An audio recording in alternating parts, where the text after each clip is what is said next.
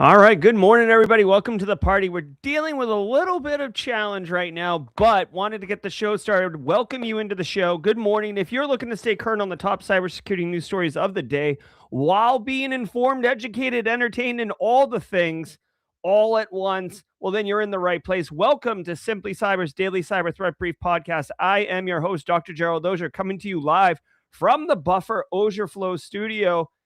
On this glorious Thursday, January 22nd, we are on episode 1052. Settle in. We might have a little bit off the rails here, but we're going to get it sorted out. I promise you. Get comfortable, get your coffee. Let's get cooking.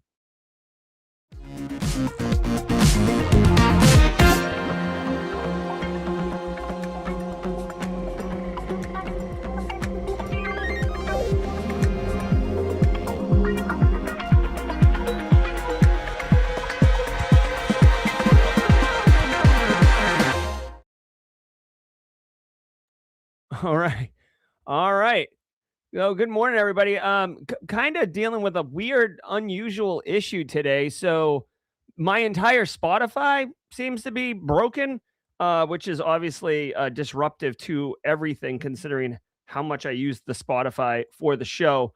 You'll notice that there's no background music right now. I cannot play the actual podcast itself, but we're going to turn it off and on again here really quickly. So terminating Kill All -9 on Spotify. If you know, you know. Good morning, everybody. Hey, listen, every single episode of the Daily Cyber Threat Brief, even ones that start off a little bit rocky, is worth a half a CPE. So as we're getting sorted out here, do me a favor, get in chat, drop a hashtag, CPE, grab a screenshot. There we go. It looks like we are back up now. The old turn it off and on again. IT 101. There we go. Oh, that feels right. Good morning. What's up? Cuba's in the house. All right, guys. Yes. So every episode's worth half a CPE, and this one's no different. So go ahead, say what's up in chat, grab a screenshot. Make sure that you have the title of the show and the episode individual number, the 22nd, 1052. The reason is if you ever get audited for your CPE submissions to your cybersecurity certification bodies, that evidence, those screenshots will be what you have to send over there, because otherwise you would have to go back to every single episode and find where you said what's up in chat. And I just got to tell you, that is going to be undesirable, and no one's got time for that, right? Especially... Oh, ain't nobody got time for that. There we go. Ain't nobody got time for that. All right. All right. Hey, AB's in the house. Good to see you. Port 0, Mr. Roswell, UK. All right. No, you can play it directly from the website, Roswell, UK. However, it becomes problematic because when you stop it and hit start again, it tends to start over the podcast, so then you have to scrub it a whole bunch. All right. First cup of coffee coming at you, boy. Here we go. If today's your first episode, I do appreciate you hanging out and checking us out. I typically do start the show without any issues, so this is a bit of an anomaly, but the cool thing is we got it sorted out. It is Thursday, which means only one thing. This guy right here, Dan Reardon, the haircut fish, produces a piping hot one-of-one custom meme every single Thursday for us. He's got a banger today. If you like to play the game, we have like a little silly game that we play in here. Elliot Mattice definitely likes to play it. If you want to guess kind of what the theme is of the meme, it is something that's relevant to what happened. Very, very nuanced element of part of the show this week. So it's I would call this like an expert level meme guess if you get it. All right, guys. So if you're here for the first time, though, drop a hashtag first timer in chat. Exploit Forge says it's his first live or her first live. Exploit Forge, welcome to the party, pal. Hold on one second. I'm going to start the music off. I want you to get a nice crystal clear welcome to the party, pal, from my friend Exploit Forge. Welcome to the party, pal. Yes, sir. Yes, sir. I love it. All right, guys, we are going to go through 8 stories. I literally have no clue what they are because I don't research or prep for the show. Ain't nobody got time for that. And I don't even know like what they are today. I haven't even gotten the tabs open. So let me do that. You can see how the coffee's made. Oh my God. You can see how the sausage is made. All right. I do have a programming note for everybody. This coming Monday, January 26th, you will have a guest host. One Tyler Ramsby will be your Simply Cyber Daily Cyber Threat Brief podcast host. I have a medical procedure that I need to do that's going to take me out of action for the entire day. Hey, what's up? Guervin Wesh 8445, first time live. Welcome to the party, pal. Welcome to the party, pal. Great to have you here. And Rao Nak Narula, been lurking first time live. For real, hey, if you're a lurker, welcome to the party, pal. You can lurk all you want. But if you feel like taking the next step, drop a hashtag first timer in chat. Make it the only thing you ever chat. But we got you covered, guys. Every single episode of the Daily Cyber Threat Brief is bringing you 8 stories. I go beyond the headlines. I have 20 plus years of experience. You can read the headlines yourself. So there's no additional value if I just did that. So what I like to do is rip the lid off the top of the story, go deep down the rabbit hole, and give you additional insights and values that you can apply at work or helps people. I got to tell you guys really quickly, I have been getting several, I get these periodically, but in the last month, I've probably gotten much more, 5, 6 of them. People telling me that, they got a job in cyber or they've worked in cyber for a few years now, but Simply Cyber was how they initially got exposed to cybersecurity and learned the acronyms, learned the lingo, understood how things piece together, and ultimately gave them the confidence and support to continue forward, striving to get a career in cyber and then ultimately getting it. So super excited to hear that we as a community, because it's definitely beyond me, we as a community are having a positive impact on people we don't even know that we're helping. We have another first timer. I have a system. Welcome to the party, pal. Welcome to the party, pal. Yes, and Exploit Forge dropping the hashtag. So that's good stuff. Good stuff, baby. All right. So every single episode of the Daily Cyber Threat Brief, including this one, has sponsors because they enable me to bring this show to you. Marcus Kyler, blue badge, 37 months. Looking good on you, dude. Very kind of you, Marcus, to welcome the first timers. Guys, let me tell you really quickly about the show sponsors. As always, there are links in the description below. Feel free to support the channel and the show if you enjoy it by clicking on those links and checking them out to see if, to check it out, see what it's all about. Let me tell you about Area first. Guys, everybody's got to be familiar with this problem, right? Your leadership team is banging on the desk. Give me some AI automation, right? Now, I saw that Leonardo DiCaprio Wolf of Wall Street meme where it's like, sell me this pen. And then the next slide in the meme is the guy saying, it's AI powered now. Like, LOL.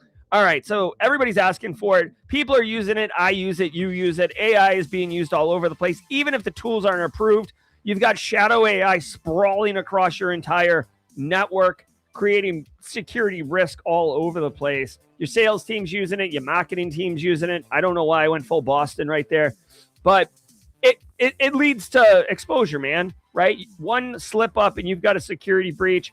One issue, you got IP theft, your regulatory fines. But what if I told you, okay, oh, we got a wrecking ball. Wait a minute. What? Who is the wrecking ball? Give me. Oh, the indefinite scholar. I just broke into my first cyber role trying to keep up with cyber news. Oh, yeah. I came in like a wrecking ball. Well done. Well done. Congratulations, indefinite scholar. Super pumped for you. Go crush it, dude. All right. Listen, guys, what if I told you AI could be an advantage instead of your biggest risk? Oh, say more. What if your team could innovate while staying protected? That's what Area does. That's why I partnered with them. It's a unified platform that combines AI security, governance, and orchestration, so you don't have to choose between innovation and protection. Take control today. Turn your AI stress into success. If you're ready to get started, go to simplycyber.io/area now and check it out. simplycyber.io/area. It's a problem, guys. You can't just stick your head in the sand and pretend that AI is not going to be a problem. Because it is. Also want to say holler it to anti-siphon training, guys. If you're in the active defense and cyber deception course, you're finishing that up today. I hope you've been enjoying it. Did you go to Michelle Khan's OSINT, like a hacker training? Let me know. They got mad things coming up. And what do we got here? Oh my God. I was just on a call with this guy yesterday. Guys, next week you can register for this Anticast. It's a 1-hour free seminar, Effective AI for Practical SecOps Workflows with Hayden Covington. This guy is a meteoric talent. He's younger than you think. He's incredibly talented, very organized, pretty humble dude. And he's going to be talking about how to use AI effectively for your workflows. Also, if you want to get after it, he is going to also be on Simply Cyber. Check this out. Did you know? I've asked several several people in our industry if they want to partner with Simply Cyber to produce content, right? So the produced videos coming out on Simply Cyber. Yes, sir. This same guy, Hayden Covington, is going to be talking about AI and blue team reality checks. That's coming out in just a few weeks. So get your chops ready for that. But this one, come check out this webcast with Hayden Covington. Love this guy. If you want to work in a SOC, this is where you need to check out. All right, so go check that out. Thank you very much. Of course, I will be at Zero Trust World in March alongside Kimberly Can Fix It and Kathy Chambers, but ThreatLocker is putting that on. They're doing a whole bunch of stuff. Let's hear from ThreatLocker really quick. I'll be in chatting you guys up, and then we're going to get into the news. I want to give some love to the Daily Cyber Threat Brief sponsor, ThreatLocker. Do zero-day exploits and supply chain attacks keep you up at night? Well, worry no more. You can harden your security with ThreatLocker. Worldwide, companies like JetBlue trust ThreatLocker to secure their data and keep their business operations flying high. ThreatLocker takes a deny-by-default approach to cybersecurity and provides a full audit of every action allowed or blocked for risk management and compliance. Onboarding and operation is fully supported by their US-based Cyber Heroes support team. Get a free 30-day trial and learn more about how ThreatLocker can help prevent ransomware and ensure compliance. Visit threatlocker.com/dailycyber.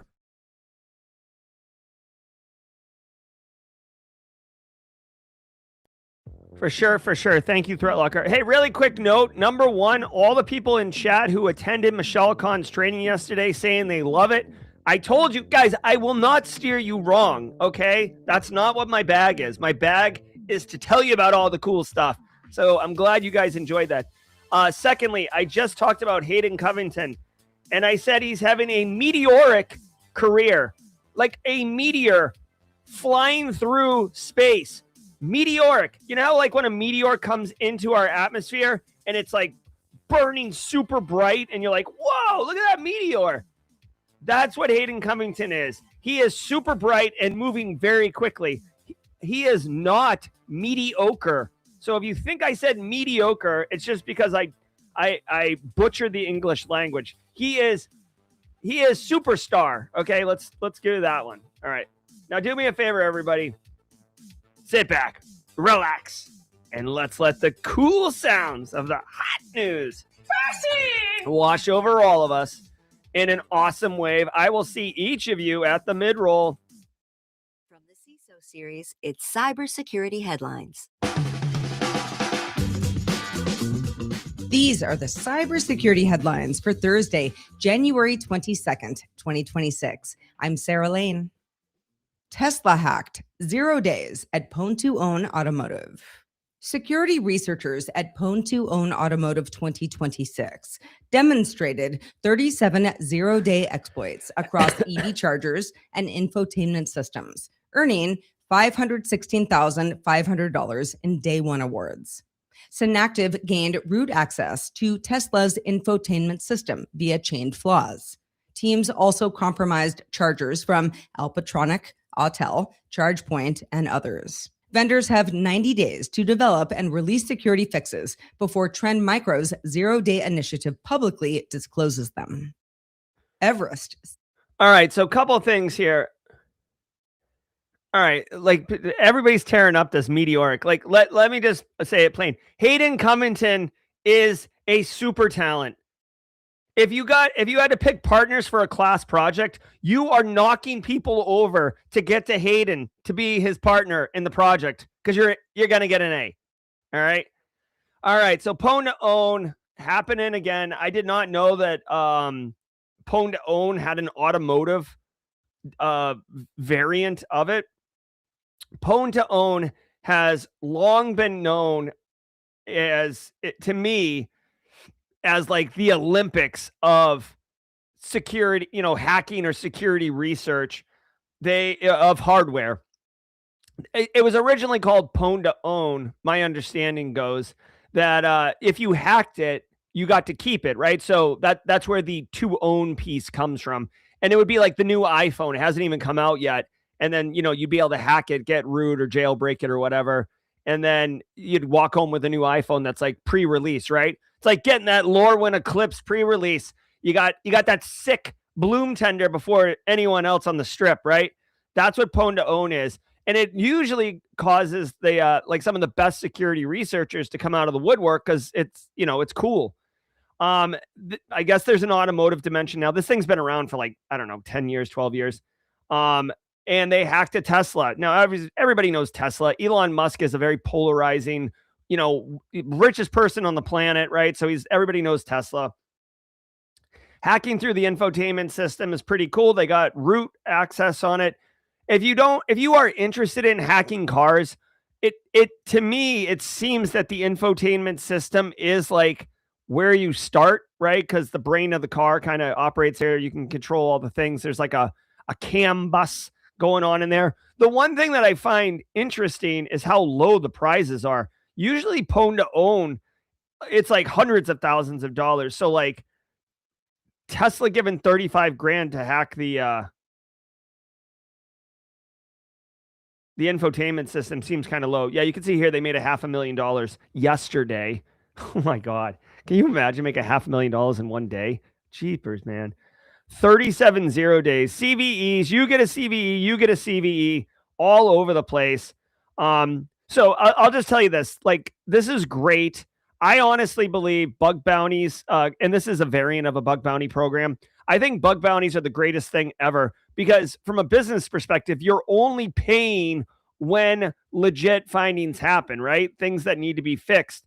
And as a researcher, obviously it sucks if you work a lot and then don't find anything, but it's rewarding when you do find something because you are going to get paid and get that notoriety and stuff like that. So I just think for the overall health of like society and all the technology we're using, that bug bounty programs are the best.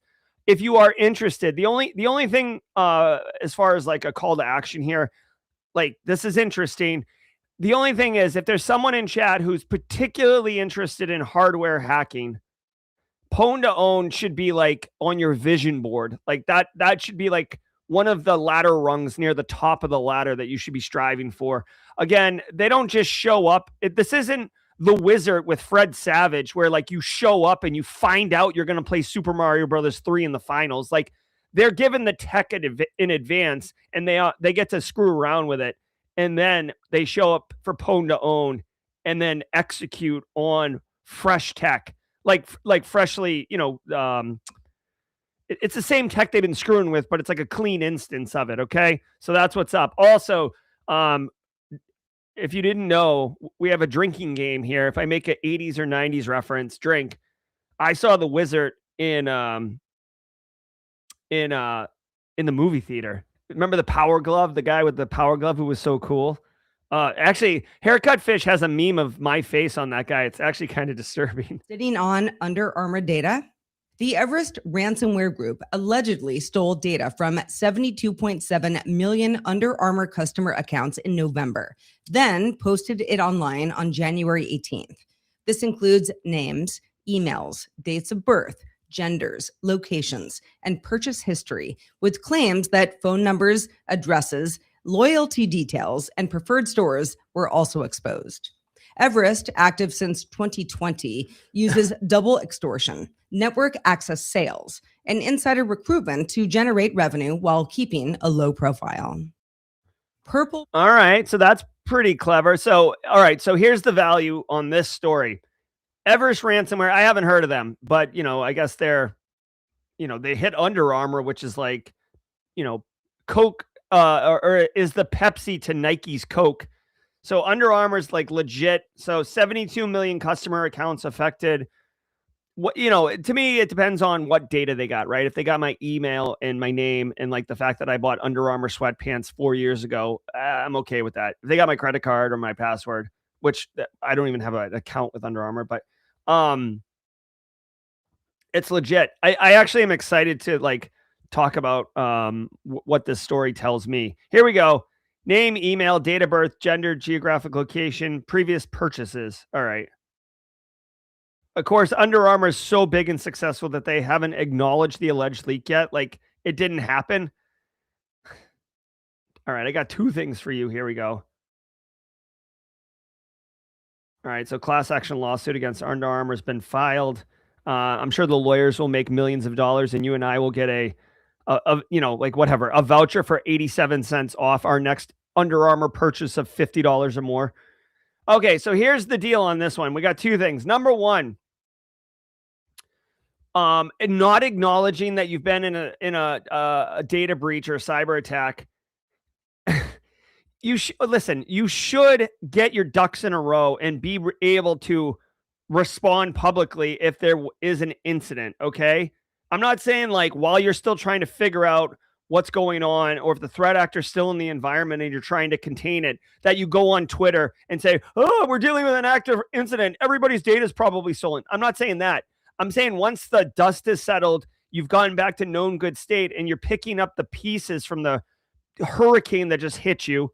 You do have to acknowledge it. Doing what Under Armour's doing here and not acknowledging it's ridiculous when there's a class action lawsuit already been filed against you. Like Under Armour, like, I don't know, like, it makes me think of a child playing hide and seek where they're like, you can't see me. We didn't have a data breach. Like, what are you doing, dude? Like, everybody.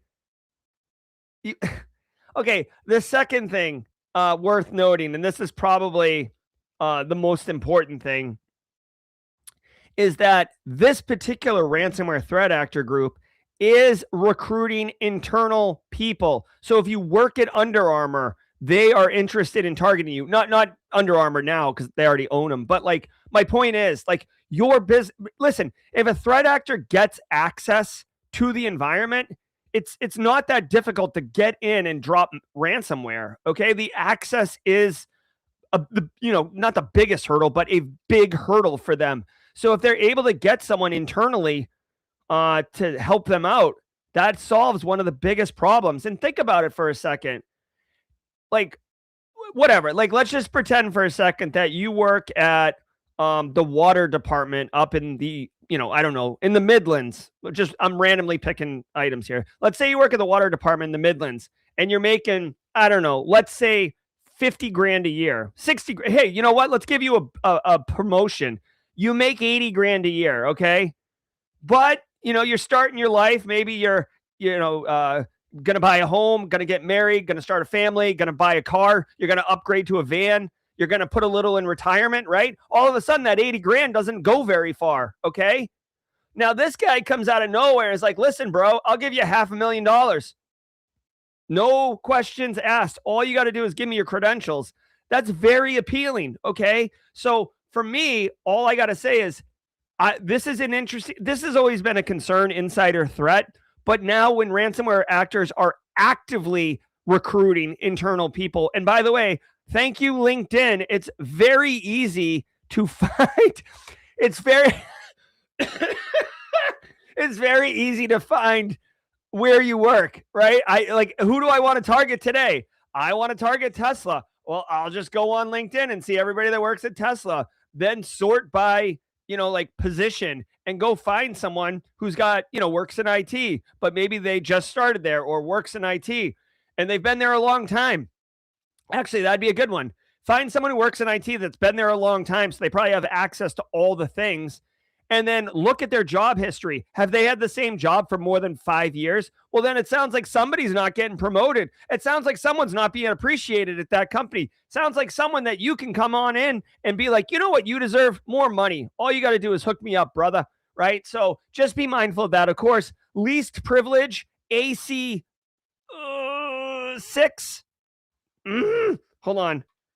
AC 6, NIST 853, GRC Mafia. Yes, sir. All right. For those who are new here, I live and breathe NIST, and I spent many years like embedded in NIST 853. So anytime a control comes up, I like to guess the control number, and if I get it right, I feel good about myself, and if I get it wrong, I feel terrible. It's not healthy what I do. Anyways, least privilege, zero trust architecture, disable accounts when people are getting laid off, fired, terminated, rift, non-voluntarily terminated, voluntarily terminating, shut it all down. Okay. Also conditional access, meaning like if it's coming from Cambodia, but they live in Mount Pleasant, it's probably fake. Bravo campaign targeted IP addresses via fake jobs. Recorded Futures Insect Group says North Korea-linked PurpleBravo used fake developer job interviews to target 3,136 IP addresses and 20 organizations across AI, crypto, financial services, IT, and software sectors from August 2024 through September 2025. Candidates were tricked into running malicious code during coding tests on company devices, exposing employers and creating supply chain risk. Insect Group links the activity to the broader contagious interview cluster and notes overlap with North Korean IT worker espionage and financial theft operations. All right, so All right, so IP addresses are easy to replace. So the takeaway here is that there are scams going on, and this has been going on for quite some time, of threat actors doing malicious interviews. Now, if you caught is Modern Rogue in chat? Modern Rogue did like a basically deep fake with me stream yesterday, and that's like a double meaning, because it was a deep fake of me, Gerald Auger, but also it was like, hey, like, let me share my screen and you can learn to deep fake with me. Deep fakes are all over the place. I actually, so that's what these fake job interviews are. These 3,000 IP addresses, whatever, like you can't block these. I mean, you could, but it'd be stupid because it's trivial for them to replace them. People are using LinkedIn to appear to be recruiters and target people for fake interviews, or pretending to be top talents and get with people. I saw this morning. Hold on one second. Jason Rebels. Jason Rebels was my guest. What the hell? Why? Jason was my guest on Simply Cyber Firesides the other day, and I saw him post this morning. Look at this. And Jason, Rebholz, if you're listening, not watching. But look at this. This is like an active video. He recorded this. This is him in the corner. This is a guy, like, this whole post right here is about how he got like pressured yesterday on LinkedIn to like get on the call with this guy. And it's like an active deep fake. And he like points it out. He actually has a friend who owns a deep fake detection technology company. So he sent it over there. Very interesting. But I'm going to copy a link to this post. Go, like, seriously, go check this out. Okay. Deep fake post. I can't, hold on. I can't, the URL is too long. Give me 1 second, because this is valuable for y'all. Here we go. There we go. If you can, check that out. So here's the deal. This is a news story about how North Korea and other Southeast Asian groups are using fake job interviews to get North Koreans IT jobs. We've seen that. To get to trick people into installing malware on their computer to do a technical evaluation of their skills, right? So like, I'm some superstar developer who works at OpenAI or works at friggin' Google or something. And then North Korea sends them a message and says, hey, I'm a recruiter for Facebook or Microsoft or Apple, like whatever, choose your adventure. And we love what you're doing. We're willing to double your salary. Do you want to talk? Of course I want to talk. Double my salary. Let's go. And they're like, all right, before we hire you, we do need you to do a technical evaluation, install this piece of software and do the challenge. And you're really installing like, Trojan. And of course it's a problem. And now it's on your company machine possibly, or at least a machine that's connected. So this is the story of it, but this is like literally yesterday it happening. So if you want to see the visceral reality of this, not just read about it like in some ivory tower as an academic, check it out. Jason Rebels doing a community service here by offering this up. Very cool stuff. TikTok Canada can continue to operate. A federal court has overturned the Canadian government's 2024 order to shutter TikTok Canada's business operations over national security concerns, letting the company keep its offices open while the industry minister reconsiders the case. TikTok Canada says keeping its team in place preserves hundreds of jobs and ongoing investment. The wind down order wouldn't have banned the app for the more than 14 million Canadians who use it, but would have forced the company to exit its Canadian business footprint. Okay. For the sake of time, you can continue to use TikTok in Canada. Huge thanks to our sponsor, DropZone AI. Quick tip for SOC leaders measuring MTTR. Stop optimizing the human. Optimize what the human has to do. DropZone AI handles the investigation legwork autonomously, correlating alerts, gathering evidence, documenting findings. Your analysts only engage when it actually matters. The results are investigations that took hours, now take under 10 minutes, with much better accuracy of up to 30%. And analysts who can finally focus on— Oh my God, bro. Proven at over 300 enterprises who have deployed DropZone AI. See the data for yourself at dropzone.ai. God. Fortinet. All right. I'm feeling it. I'm feeling it today.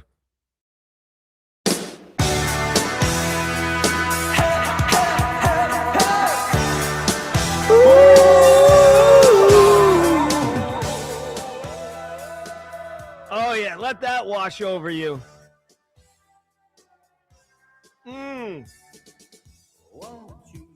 All right, everybody. Holla, holla, holla, holla. Thank you all so much for being here. Definitely appreciate you. Guys, thanks to the stream sponsors, ThreatLocker, Anti-Siphon, as Zack Hill, IT Career Questions, comes into the chat, welcoming him into the chat. Area and Flare. Guys, only a couple days left before we have our watch party. Go to simplycyber.io/flare. This is gonna be sick, dude. Hold on one second. HTTPS. Simplycyber.io/flare. They are hosting a 2-hour. I know. I'm not gonna play this all the time. I love it. Syndicate inside the life of a ransomware operator. Guys, if you want to get 2 hours of straight heat on what it's like in the seedy underbelly of the cyber criminal underground as ransomware operators live, then come on down. I'm hosting a watch party, like unofficially. I just decided I was hosting a watch party and then informed Flare I was doing it. They seem to be cool with it. They are supportive. So come on down. It's free to register. It's 2 hours. It's January 29th, 11 a.m. It's 1 week from today. I'm going to have to haul butt back from the Citadel. I might even end class early so I can get back here. Oh, yeah, it's so good. So every single day, thank you. Go to simplycyber.io/flare. Every single day of the week has a special meme, a special activity. And Thursdays is Simply Cyber What's Your Meme Thursday. Now, some of you may or may not remember, earlier this week, like randomly, I had like a Napoleon Dynamite like event where I was like, oh gosh, oh, this is perfect. I didn't even realize this. All right, so check it out. This is your meme of the week. I'm so glad Zach is here. Ladies and gentlemen, Napoleon Dynamite. We've got the whole team here. So if you don't know, if you're new here or you just don't recognize the faces, this is Dan Reardon on the left. That's me in the middle as Napoleon. And then, yes, that's our very own Zack Hill, IT career questions in the meme. No one is safe from Dan Reardon's meme capabilities. So, yes, there we go. 3 levels of awesomeness. Dan, me, and Zack Hill. This has got to get put on a coffee mug or something, dude, for reals. All right, here we go. Get ready to let this wash over you. You know the words. La, la, la, la. Hey, if you don't want to get down with it, go grab a coffee, come back. It takes about 30 seconds. Otherwise, just let this wash through you. It is perfect. It's a vibe. Get ready. Alpha Sierra, lead us off. Marcus Kyler knows the words. Martin Rogue, welcome to the party.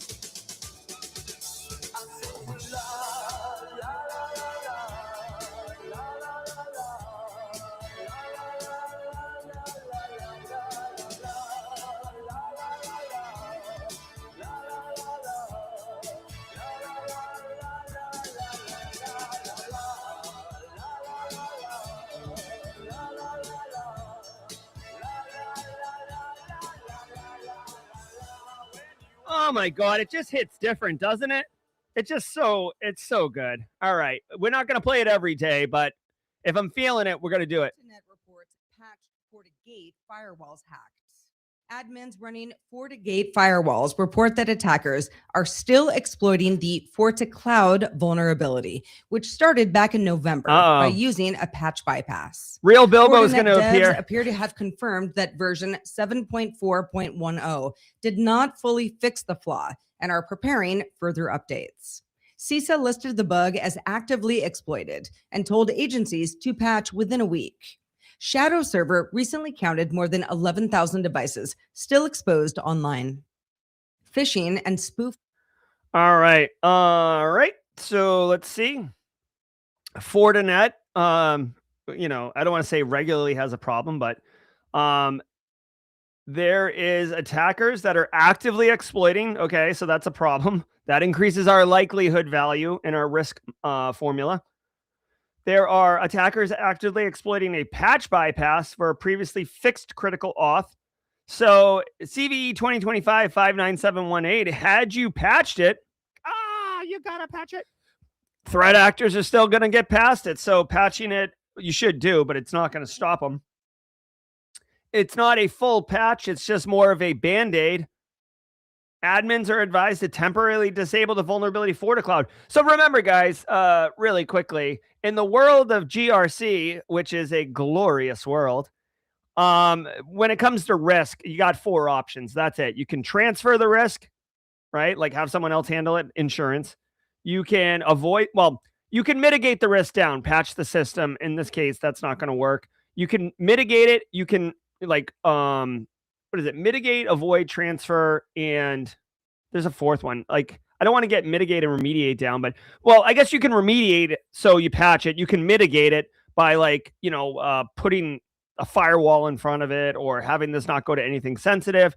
You can transfer it by getting insurance, which is not a great fit in this particular instance, or you can avoid it, which is just eliminating the thing altogether, which is what they're suggesting you do here in your environment. So the solution is to disable the FortiCloud login feature. So if you don't have it, the threat actors can't exploit it. Makes sense, right? But like if you don't go to the bar, then you have 0 chance of driving home under the influence of alcohol, right? So that's what they're saying. The problem is if you rely on FortiCloud in order to do business, well, then what your choices are: stop doing business or accept the risk. I guess that's another option. You can accept the risk. So not good. I will say, if you are a FortiCloud, Fortinet, if you're an MSP supporting multiple clients, and you deploy Fortinet for those clients, you might want to take a look at this and just help them out. Is this Shodan? No. So there's 25,000. When is this? December 19th. So as of December 19th, there were 25,000 exposed devices that could be exploited. Threat actors can find these devices very, very easily. They're internet facing. They have a fingerprint. Listen, I wouldn't screw around with this. Like if you have a vulnerable system, I guess here's your options. If you have a vulnerable system, disable it until they have the full patch, right? Especially if it's not mission critical. If it's mission critical, your only option is to keep it up, but increase logging and detections all around that system. And I'm sorry, but you're going to have to, man the wall, right? You're going to have to keep an eye on it because it's a risk, right? It's like working in like a really dangerous part of town. Okay. This is, I love analogies. They just come to me. Sometimes I don't even know what I'm going to say. Listen, this is like working in a really scary part of town. Okay. If you take the train in, there's zero chance your car's going to get broken into. Right? But if the train doesn't go to your work and you have to go to work because getting paid is mission critical to you funding your family, then you got to drive in. So what you need to do is, you're worried your car's going to get broken into, you put an alarm on it. You put the club, if you're old enough to remember the club, where you put it on the steering wheel so they can't do that. You put an alarm so it goes off. Maybe you put LoJack on it. Maybe you have OnStar on it. Maybe you park it so you can see it out the window of your office. Like, you increase the security around it for the situation. Same thing here. Sites are Olympics entry points. Palo Alto Networks reports that phishing and spoofed websites remain the top entry points for attackers targeting the Milano Cortina 2026 Winter Games, highlighting how criminal groups, state-backed actors, and hacktivists exploit large sporting events, drawing on prior Olympics, Wi-Fi disruptions at Pyeongchang 2018, Russian-linked interference before Tokyo 2021, and phishing and DDoS spikes at Paris 2024. Business email compromise is said to drive 76% of observed phishing attacks, while ransomware groups, espionage actors, and hacktivists target ticketing, payments, and event systems. All right. This is definitely one of those ones where, like, if you're new to cybersecurity, you may not know this, but if you're old, like me, or DJ BSEC, right? If you got gray somewhere in your hair, then you know this, okay? But for everybody, let's talk about this. Phishing and spoofed sites are going to be used by threat actors because they're incredibly effective, and they're going to be relevant to whatever is current at the moment. So in this instance, the Olympics are coming. So just treat it like a variable. Insert Olympics. I promise you that, like, when the FIFA World Cup comes to Atlanta or America in whatever next year or the year after, whenever it's coming, there's going to be phishing and spoof sites for the World Cup. When the Masters comes around in April or whatever it is, phishing and spoof sites. When there's a presidential election, when COVID happens, when there's stimulus checks, like, whatever it is, whatever the thing is that people are talking about, that's where the threat actors are going to go. Because it would be so stupid to create a phishing email that goes to a spoof site talking about, haberdasheries, right? Oh, like, did you see the latest in men's headwear? Check out haberdashery.com. Like, no one gives a damn about it, okay? People care about the Olympics. People are going to fall for these things. It's current media, right? So when you educate your end users, you got to, like, just make them aware of, like, yes, in this instance, hey, whatever, there's going to be an uptick in activity. Watch out for these things. But if you get them so geeked up on Olympic phishing emails, they can see the one tree, but the entire forest they are blind to. All right. Picking up what I'm putting down. You smell what I'm stepping in. Let's go. LastPass create backup link deemed a scam. A phishing campaign is spoofing LastPass maintenance notices and urging users to create backup within 24 hours in order to steal master passwords. Clicking the link sends victims to a fake LastPass site designed to harvest vault credentials. LastPass issued an advisory saying it never asks users to back up vaults or reveal master passwords, and listed malicious domains and indicators. The company hasn't responded to questions from the register about how many customers received or fell for the scam. That sucks, man. All right. So pretty savvy move by threat actors. Again, this is a great GRC day.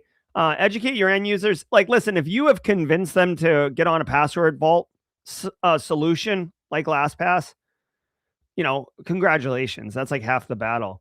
Yo, Joe, like, way to go, G.I. Joe. Knowing's half the battle. The other half of the battle is getting people to install password vaults and start using them.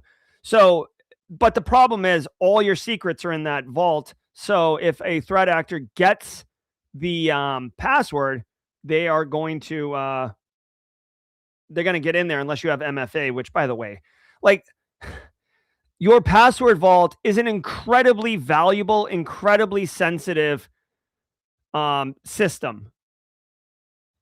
You have to have multi-factor authentication on it. It is not a option, okay? It's not a nice to have. It's not a luxury.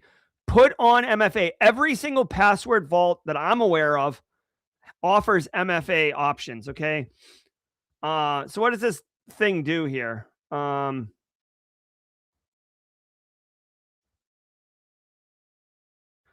Like, I want to know what they, so if you, the thing is, like, what's the email do? Like, oh, run a backup. Like, what is it doing?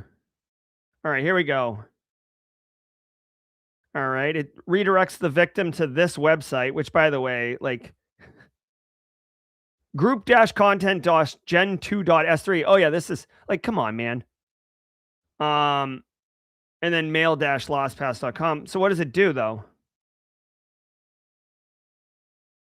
Okay, hand over the master password. Yeah, so it's just password stealer. Okay.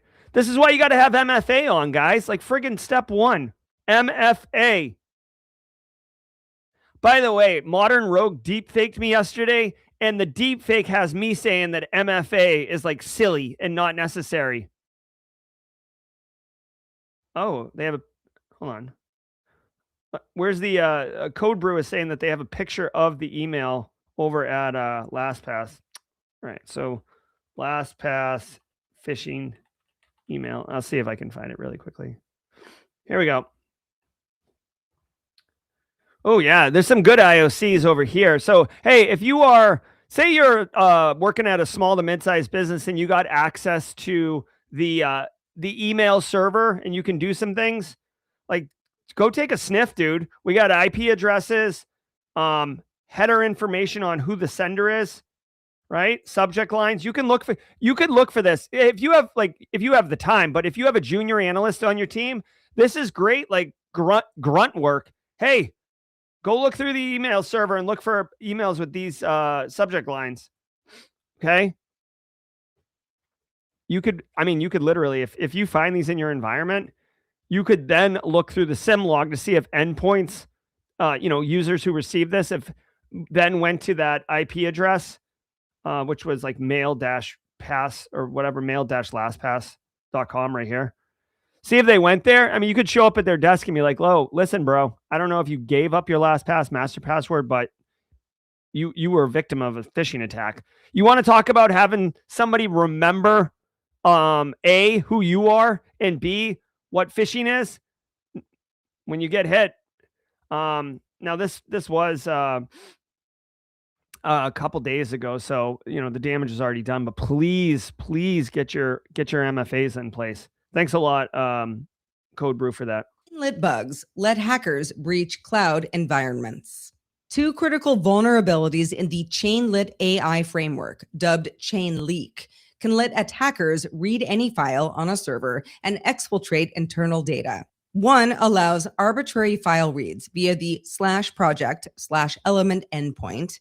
The other is an SSRF flaw affecting SQL Alchemy-backed deployments. Together, they allow full system compromise and lateral movement in cloud environments. Saffron Labs reported the issues back in November. They were fixed in ChainLeak 2.9.4 on December 24th, and organizations are urged to upgrade immediately. Yeah. You can put... This is pretty serious, guy. So first of all, ChainLeak, it's so hot right now. That Hansel's so hot right now. It's lit. All right. So ChainLeak, I guess it's a framework that allows you to write conversational AI apps like little chat bots or whatever. Fine.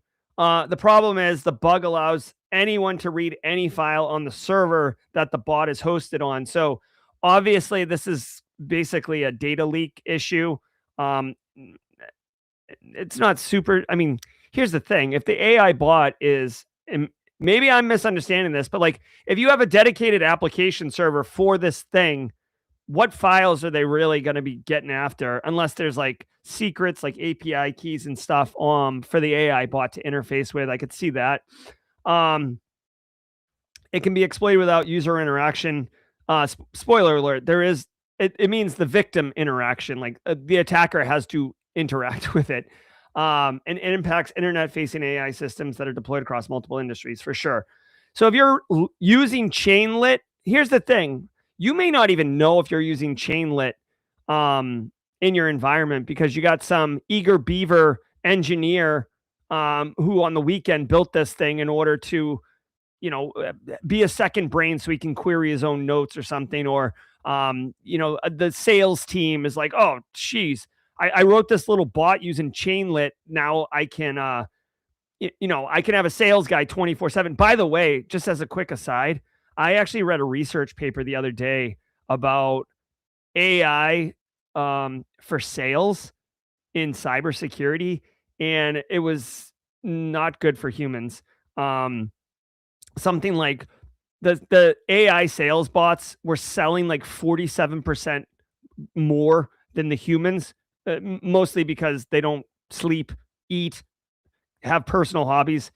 It was like nuts. It was nuts. I'll see if I can find that article really quickly. But here's the deal. Number one, here are the two bugs, and you have to chain them together. So I will say that this is not trivial, right? Like this isn't a script kiddie getting in there. This would require a little bit of knowledge and effort. This first bug, CVE 2026-22218, 0.03 of 1% of a chance of getting breached in the next 30 days. And then the other one was 2219. Let me see really quickly. 0.04%. So the likelihood that you're going to get popped is not high. However, it is an internet-facing system, which means, you have a great exposure. I think this has a lower chance of exploitation simply because, it's not trivial, right? You have to know what you're doing, and also whatever's on that server is what's at risk only, right? So yeah, here they say API keys, account creds, source code, etc. So. Great work by the Saffron Labs people. Definitely appreciate that. There's only one option here. You gotta patch it. You gotta patch it. The problem is you may not know that you have this in your environment. So, I don't know, man. If you don't have a good relationship with the kind of the developers, the engineers, the researchers at your work or the organization you're responsible for, and I know it's hard at large organizations. Try. I will tell you, when I worked at MUSC, the medical university, I mean, this is like a multi-state, multi-facility, 800-900 bed hospital. Like it very large, right? And there's like a university component, a foundation component, a physicians group component. There's a lot, right? So finding people that are using this is difficult at large organizations, and I know that. Let me just leave you with this. So one thing that I did do and I established, and I'm very happy to hear that it's still being done, is every month I would host a cybersecurity forum, and it was open to anyone at the MUSC to come, and we would share some information, kind of like this, and allow anyone to ask any questions. No judgment, no, none of that. It was all open. But that allowed us to get things out like this, where it's like, hey, really quickly, I don't know who's using AI and chatbots and frameworks and stuff like that, but there are some definite issues here. So if you in your work are using this, or you come across it in your work, just be aware that, these things need to be maintained and patched and all that. And it gave me like a secondary set of eyes and ears out into the environment to get in front of these things. And again, it's all about risk mitigation. So definitely worth doing. Yes. And we did do Krispy Kreme donuts. Occasionally I would get, some extra budget, and I would do bagels like an absolute legend. So don't sleep on that. That's I called it Cybersecurity Forum. Invitation to everybody. And honestly, a lot of people, it's surprising how many people are very interested in cybersecurity and wanting to get answers and stuff like that. So don't be like the guy who's like, no one knows, and you're just like a myth. Like, oh, you don't want Jerry to call you. That means you clicked on something bad. Ugh. No. Be like the face of InfoSec. All right, let's cook.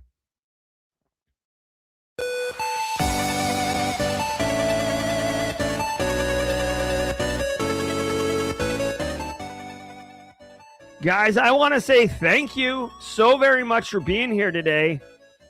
We got just a couple minutes. I'm Jerry from Simply Cyber. I do have to go teach at the Citadel Military College, but that doesn't mean that the party stops.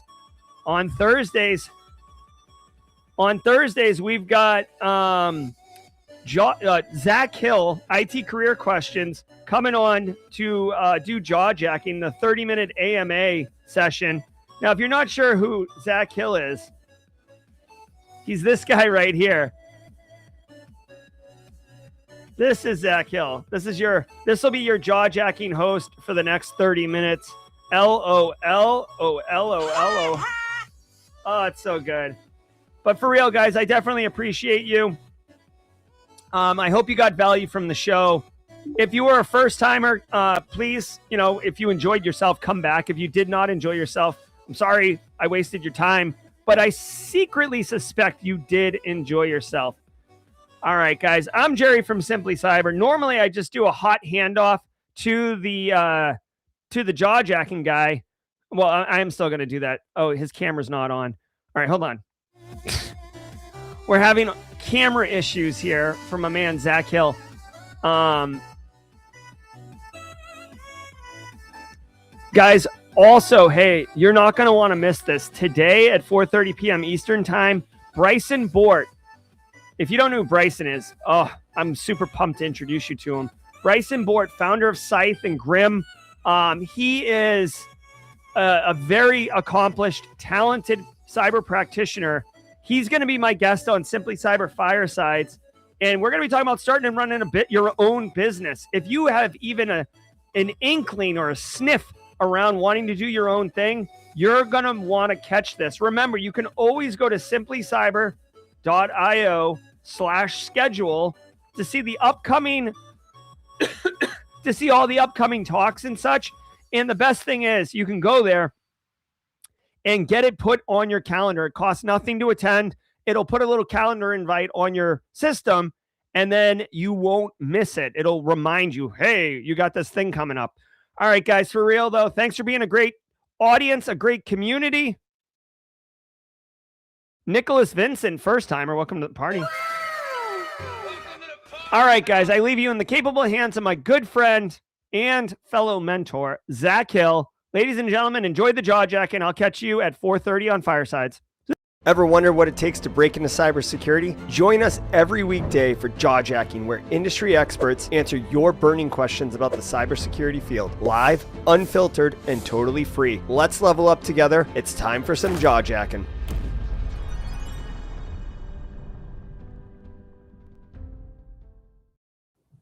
Yo, let's go, chat. Right? Isn't that what all the kids these days say? All the real YouTubers, as my children would like to tell me. That's what all the real YouTubers say. Let's go, chat. How y'all doing today?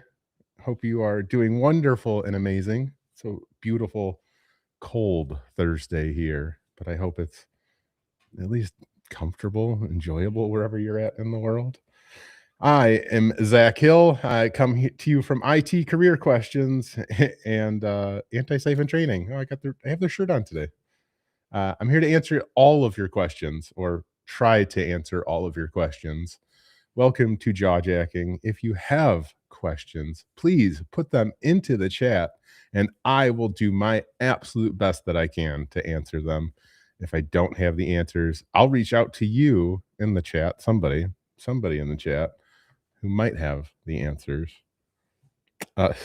Pocket Pixie. So what section of Simply Cyber is this? So on Thursdays, on some of the days, after Jerry talks about all the news and things like that, they do Jawjacking, which is about a half-hour show where either Jerry or a guest will come on and basically do like an Ask Me Anything or Ask Us Anything. Sometimes there is a panel, but it's just for the audience to ask questions to people who are working in information technology, cybersecurity, and get answers to their questions. So maybe you're somebody out there who's looking to get into security, looking to get into GRC.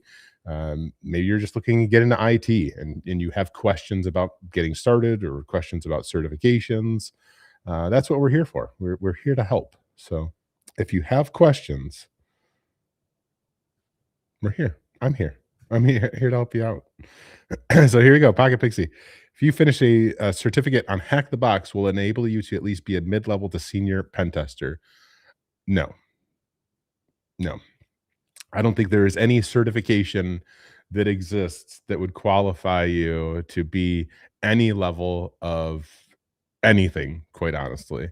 Until maybe you get down like the lines of like the CCIE or something, is that one like very much sticks out as a certification that would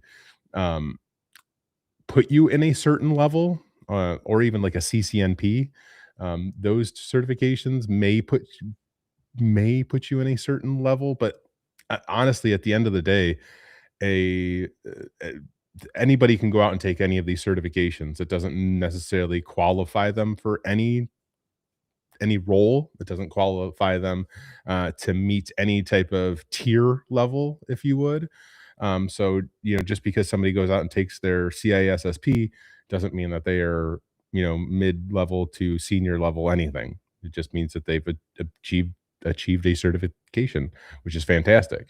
Certifications are great ways to help verify and validate a lot of your knowledge, but they're not anything that guarantees you anything, if that makes sense. But yeah, achieving a certification is just really a checkbox for most organizations.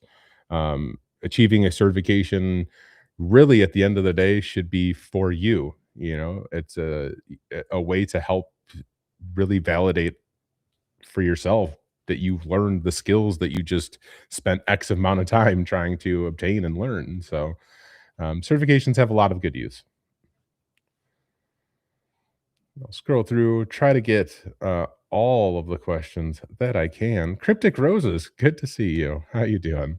Did I ever hear back about the Security Plus job thing? I did not. I did not hear about that.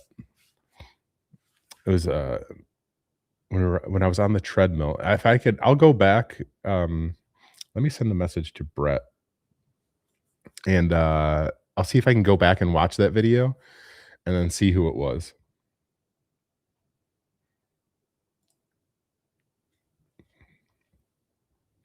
Certs do not equal experience.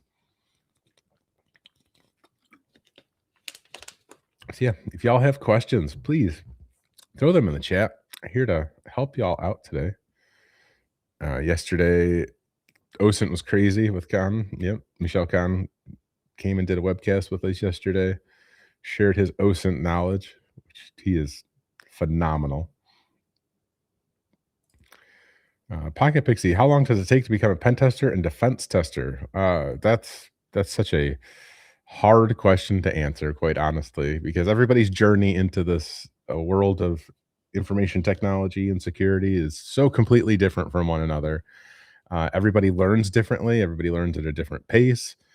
Some people, can sit down and read books and learn everything they need to know. Some people need to watch videos. Some people need to get hands-on and follow along. And as you're going through and trying to learn all of these things, you might have to piece some of those things together so that you have the best learning journey possible for you. And that might take more time than somebody else. And sorry, like one thing that's really important to know and understand about making your way through IT and cybersecurity is that it's not a race. You shouldn't be trying to race anybody else, shouldn't be trying to put pressure on yourself to do this as fast as possible, because at the end of the day, IT cybersecurity is growing constantly. It's evolving constantly, if you will. And part of that is you'll be learning constantly. So don't pressure yourself into thinking you need to know all of the things right away. Take your time, because throughout your journey of IT, you'll always be learning something new. It's a great time. It's fun. If you like learning stuff, you'll love IT. Berlin Dab, how to address the gap in employment on the resume, and should you include all of your 20 plus years of work experience, or should you only include work experience that is related to the job you are applying for? That's a great question. I would only include like your most recent work experience, trying to keep your resume. Again, this is my advice. If you ask 100 different people the same question, you're going to get so many different answers, right? Especially when it comes to resumes and things like that. Even when you reach out to like resume writing experts, each of those experts are often going to have like very different, like, this is the best way to do it, right? Just I say this because at the end of the day, like, there's not an absolute like best, right? I don't think that like you're going to find what the absolute best like a resume formatting is and things like that. I think it's best to keep it down to about 1 or 2 pages if you can. And definitely including your most recent experience is going to be really your best best bet here. And then going back and trying to look at some of that past experience and pulling out like any duties, tasks, things that you may have done that may somewhat relate to IT. And if you have trouble doing this, some of you might be upset with me saying this, but ChatGPT is a really amazing tool for things just like this, where you could say, hey, in my past careers, I did these things, right? And you can literally like map it out for the ChatGPT, say, like, these are all the tasks that I did in this job, for all of your different jobs that you've had. And then ask ChatGPT, how do these relate to IT, right? And it'll come through for you. It'll definitely come through and say, hey, here's all the different things that you may have done that somewhat relate to IT. And as it pieces that together for you, you're going to have you're going to have so much better of an understanding of where all of like all of your past experience can be beneficial for you in the future. So that's one thing that I wanted to kind of address with your question that you maybe necessarily didn't ask, but I provided a little bit more advice for you. But yeah, I would include most recent. If you have a gap in your employment, it's okay. It's going to happen. I think people stress out about that more than they should. You may get asked about that gap. You may not. It's none of their business at the end of the day why there was a gap. And you could be blatantly honest with them and say, you had personal issues. You had to take time off of work because of those issues. And if like an employer is a good and decent employer, they will leave it at that, right? It would be a red flag to me if an employer were, giving you a hard time about a gap in your employment, right? Like if they are sitting there really kind of like just drilled, focused in on this gap, that's a huge red flag for you. Like there's no need for that. Everybody's lives are different. So many things, happen. I've never been a person to really question a gap and being, in a negative type of way. So many things could happen in somebody's life that are just outside of work, right? And so, yeah, good employees or good employers will not care. They will not care at all. They may ask you about it, and you can be as honest about it as you want. But good employers will not care at all. If you have a gap, though, and you utilize that gap in your employment to learn things, to teach yourself IT, cybersecurity, that's a great opportunity to bring that up as part of that.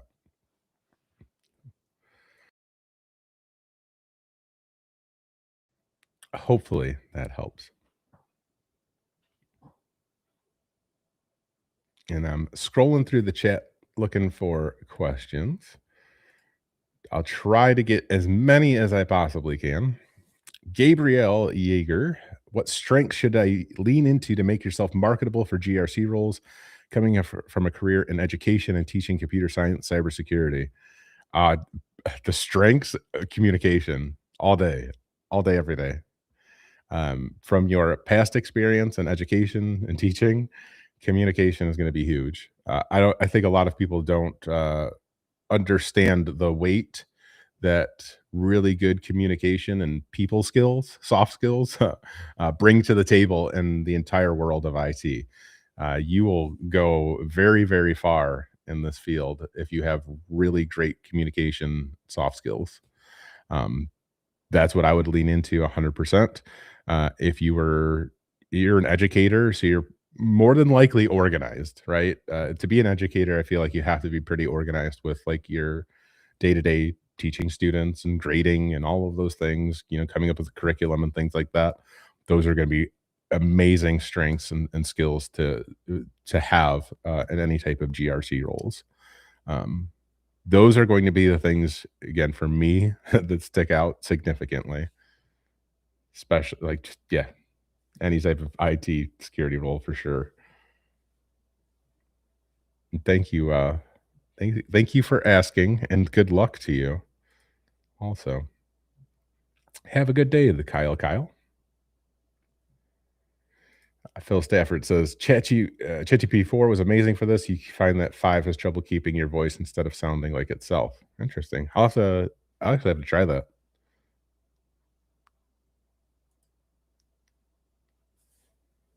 Let's see. I does it. Easy does it. Used to stress about your gap, but now you're grateful to have had time to focus on your family and freedom to spend time on other ways you wanted to grow, for sure. Yeah, I think a lot of people stress out about the gaps. And again, it's a good employer just they won't care at all. Questionable employers, they'll make it very apparent that they care. That's very much a red flag. Ludi, I am terrible with names, by the way, so if I butcher your names, I apologize. I'll do my best though. But Ludi, do you have any advice or resources on how you can get better at speaking in a more technical and professional way during interviews? Yes and no. That's a hard one because it requires you going out of your comfort zone. It's really what it boils down to. You're never going to get good at speaking until you speak more, right? Like, I know that sounds like terrible to say, but that's really what it boils down to. It's probably weird coming from me potentially, because here I am sitting in front of you all, and there's 200 plus of you watching right now or listening right now. I am a huge introvert, like incredibly huge introvert. When you see me in person, I would say I'm much different than how I would maybe potentially act in front of a camera, right? Unless I've talked to you, a bunch of times, I may act a little bit like at ease and things like that, but at the end of the day, I'm just an introvert. Okay. And as I was first coming through, and finding like my way throughout this field. So looking back 20 years ago now, because I'm old, I'm unk status, if you will, for all you youngins out there. But yeah, 20 years ago, like I could not talk to anybody. I had a just terrible time trying to have a conversation with anybody. I would always walk away from a conversation just feeling like a complete idiot and like saying to myself, like, why did I say that? Why did you say that, Zach? You are just XYZ, right? I remember those days.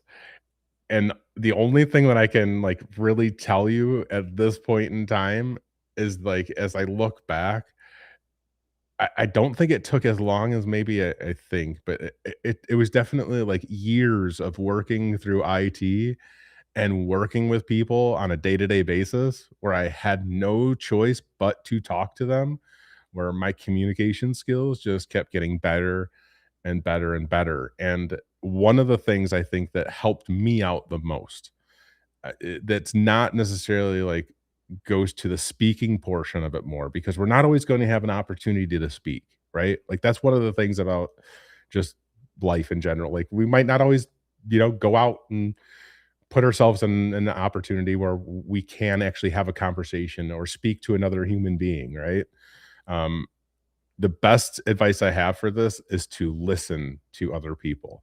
And for some of you, it might be a little bit creepy, and I don't mean this from a creepy perspective at all, but like one of the things that I still like to do is just listen to conversations. And it's not because I'm trying to listen and really I have an interest in what these people are talking about. I'm trying to understand like the dialect. I'm trying to understand like the tone in which these people are talking to one another. So whether I'm out like at a mall, I'm out at like a bar, or I'm, at a cafeteria, or I'm, at a Walmart or something, and I'm listening to like coworkers talk to one another. I'm just listening and understanding like how those conversations unfold, and how like an employee talks to another employee, how an employee talks to a manager, the tone in which they're conversing with one another, their facial expressions. There's a lot that you can gain from observing these types of things time and time again. Like the more you observe like these different conversations and things like that, the more you'll hopefully eventually kind of learn, understand how you can adapt your conversations and your like your experiences to be a little bit better for you. It's just literally learning from other people, and then trying to apply some of that to like your day to day, because again, like you're just not going to have an opportunity to speak all the time, right? So that's my super long-winded, I apologize, answer to your question. The only other thing, suggestion, advice I would give to you for this is honestly, like record yourself speaking. Write up a talk or something, a 10-minute, 20-minute talk, and record yourself. Just take out your phone, hit the record button and practice over and over and over again. That's honestly the best. Hopefully that helps. I think I answered that question. Cryptic Roses, have I had time to review Hack Smarter Labs by Tyler Ramsby? I have not. I have not had time to review those. So I probably couldn't answer the rest of your question. What are your thoughts on the web dev pen testing content, whether it's worth pursuing for skills and career growth? I know Tyler Ramsby. He's a friend of mine. He's part of the Simply Cyber family. I'm sure the content is amazing. I'm sure it's very relevant. That's something that I know that he pushes, but I've never gone through any of the content. Maybe we should change that. Wading through logs. How are you doing, buddy?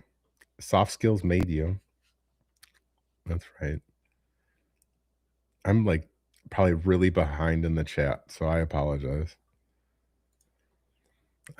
Lim Lam, you just got Black Hat Bash book. It looks very probably solid. Do we still use books for learning or as an index?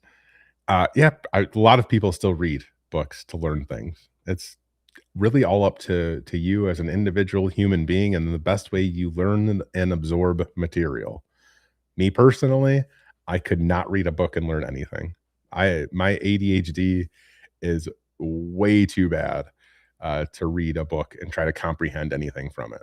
I am the type of person, if I want to learn something, I have to be very hands-on. I have to follow along. So I gravitate more towards videos, and more specifically towards videos that are going to actually get my hands on the keyboard, where I'm following along with everything that they're doing. That's my jam. That's what I can get down to all day for learning. I cannot read a book and follow along at all. Like it does not happen. I am old, and I've learned along the way that is just not a possibility, and that's okay, right? Like that is completely okay. I do love audiobooks though. So while I can't sit down and read anything and comprehend it, I can do the audio portion of it. So I wonder if maybe I could do like I should try that with some type of a book where it's like more of a supposed to be like a learning book. Sorry, I'm like thinking about this now. Like if I listen to the audio version, would that make any difference? And I don't think so. Like I still feel like I need to be looking at something in order for my brain to process it the best. So, sorry. Just thinking about that. Jan, hello. So basically, you're a cyber student, you're finding jobs and internships is hard even for help desk. So is front desk at hospitals or office assistants a good way to start at the least? I mean, that's outside of the realm of IT if you're looking at just like a front desk or like an office assistant type of position. The good thing about those types of positions is they're customer service focused, and you're going to get a lot of experience in that area, but it doesn't necessarily lend its hand to IT exactly. But overall, everybody is having a difficult time right now finding jobs as a whole. It's not just IT and cybersecurity, although like that's one area that is, I don't want to say questionable. Like questionable is not the right word I want to use. We're just going through a very weird time right now. Thanks AI, right? Just kidding. It's not just AI. It's partly AI. But we will be hiring people again for sure. I personally feel like, anyway. Dramatic full cast audio keeps you hooked on things. Thank you, great elder Unk. You're welcome. I'm gonna share that with my kids. That's gonna be hilarious. Thank you. All right, I think I'm caught up with the chat. We got about another 5 minutes or so of jaw jacking. So if you all have any questions at all, you can throw them in the chat, and I am here to help the best that I possibly can.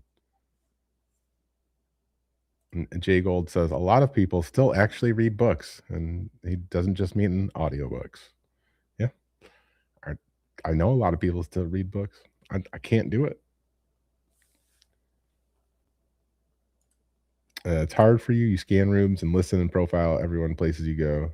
Just PTSD kicking in. Talking about referencing where my advice about listening to conversations. I don't know. Like again, I don't mean that in a creepy way. I don't. I know it sounds kind of creepy, but gosh, like just hearing people talk to one another, like especially just in like as many different locations and diverse as possible is so incredibly important, and to your communication skills. Here's a couple questions though. Oh, hey, Bruise and Hacks, how you doing? Yeah, Zach, personally, you retain things best when you have the computer, do TTS and read at the same time. Yep. And D Prim, good morning. How are you? Hope I'm having a fantastic week, and thanks for all I do. Well, thank you. You're welcome. And I hope you're having a good week too.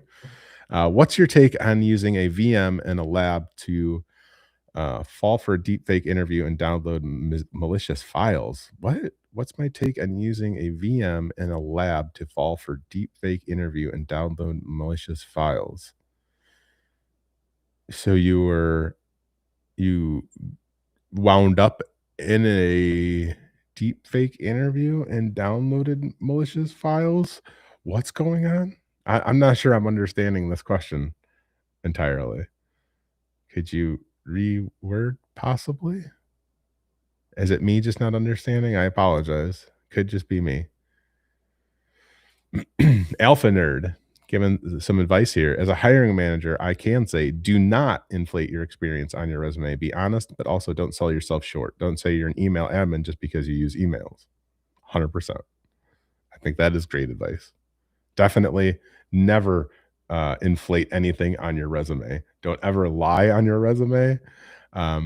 Typically, like a lot of times, I would say managers, directors, and things as they're going through interviews, they at times will use your resume to like look at and see like what you have listed, and they may ask you something about one of those things, right?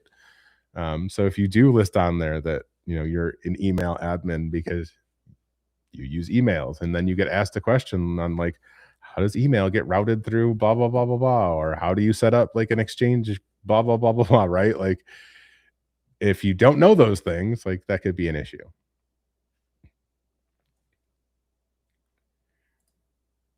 Yeah, don't lie on your resume.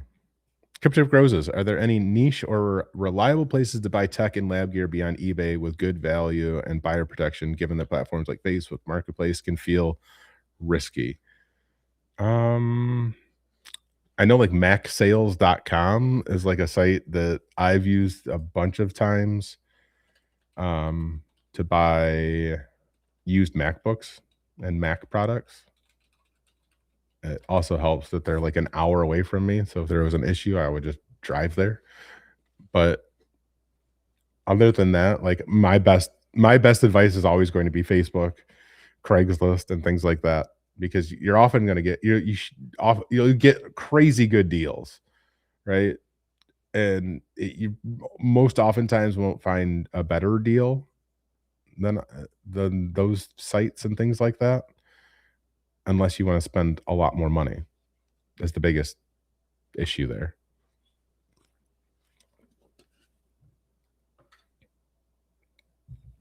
Yeah, Bruising Hacks. You said, I don't think people watching advice is creepy at all. I think that's a masterful way to learn how to talk differently to different people. Code switching is a skill, not a reason to outcast. For sure. Thank you. Yeah, that's a way to look at it for sure. It was like, that's a game changer for me. I don't know.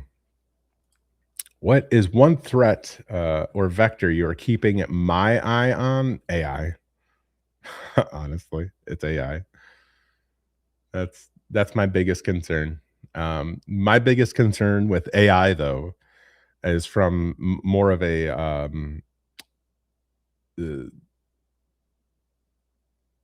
I guess it's like security awareness perspective of it, and oh gosh, like mainly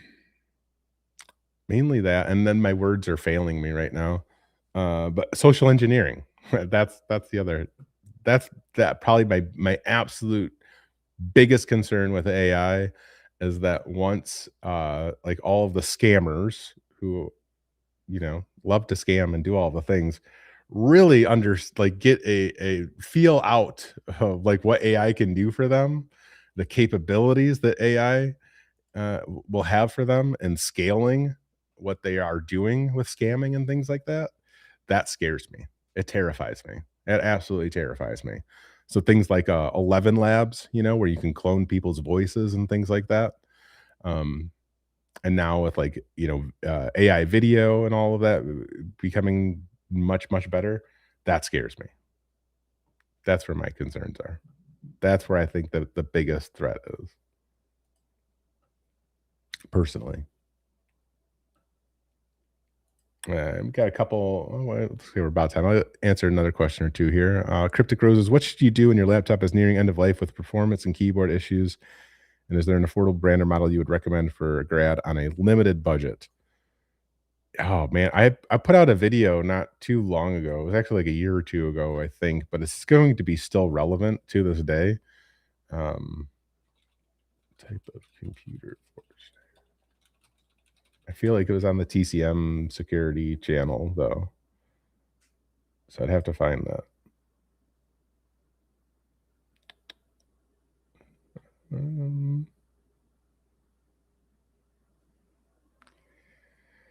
I can't find the video. Let's see. Hang on, let me type in TCM security. I still can't find the video. All right. So when it comes to laptops, I said this even in this video, like for sure. And this was a couple of years ago. But the most important thing that you really need to have for a laptop is RAM. If you're looking to be in IT, prioritize RAM all day, every day. Prioritize the RAM. That is going to be the biggest part of your budget probably these days, unless you want to do like gaming and things like that, which that just significantly increases the price of whatever laptop you're going to get.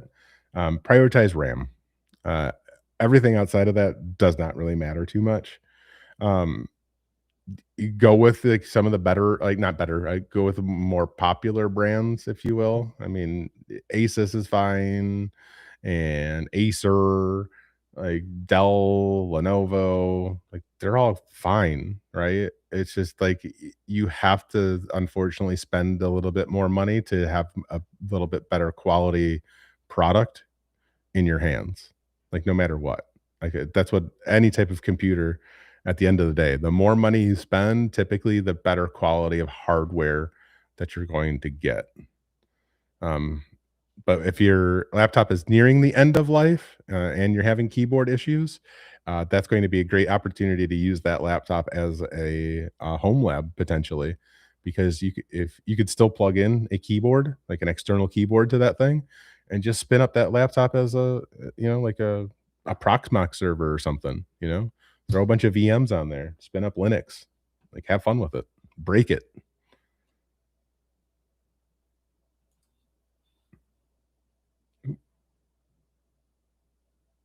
Hide nothing. There we go. All right. Yeah, RAM is so expensive right now. All right, y'all. I think we're at the time for today for Jawjacking. So thank you all so much for joining. I really do appreciate it. Huge shout out to Jerry and then the whole Simply Cyber crew and team. Thank you all. Make sure you guys check out flare.io. And Jerry's going to be doing his watch party, I know, on that soon. Check out Anti-Siphon Training. That's where I come from. We do good things over there. We like to teach people. Who else is sponsoring Simply Cyber? Barricade Cyber Solutions. All those things. Go check out Tyler Ramsby's course. Go check out the Simply Cyber Academy if you need to learn more about GRC and all of those things. But come back next Thursday if you want more AMA from me, from Zach. Or you can come visit me on Tuesdays on Discord. I do AMAs there as well. You can always reach out to me on the LinkedIn. I'll put a link for that in the chat. LinkedIn.com/in/I am nerdy is my LinkedIn URL, because I am nerdy. All right, y'all. Hope you have a good day and a good rest of your week and a good weekend. Take care and see you all later. Bye-bye.